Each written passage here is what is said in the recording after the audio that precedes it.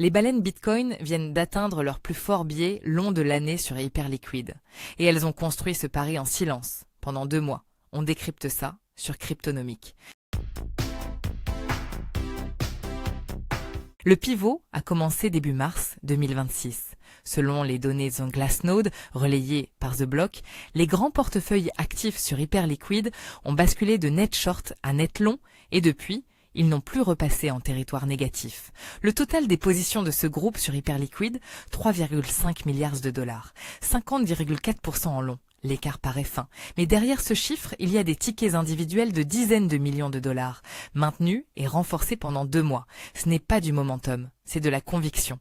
Ce qui renforce le signal, ces baleines ont maintenu leur biais haussier, même quand Bitcoin est tombé sous les 80 000 dollars vendredi, après les escalades militaires entre les États-Unis et l'Iran. Elles ont tenu. Est-ce que ça garantit une hausse? Non. 2 bémols. Premier, le levier sur les perpétuels ne reflète pas nécessairement une demande spot réelle.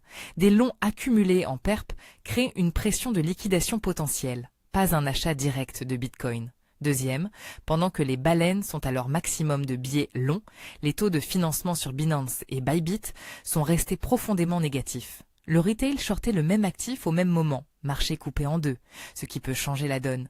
Les ETF Bitcoin Spot ont enregistré 46,2 millions de dollars de flux net le 6 mai. La moyenne sur 7 jours est à 206,3 millions. Les institutionnels continuent d'acheter en spot malgré la volatilité. Si les tensions géopolitiques s'atténuent, les longs des baleines deviennent le carburant d'un rebond rapide. Si elles s'intensifient, les niveaux de stop seront testés et les liquidations amplifieront le mouvement dans les 2 sens. Le pari est posé, la suite appartient au marché. Abonnez-vous à Cryptonomique pour suivre ça en direct.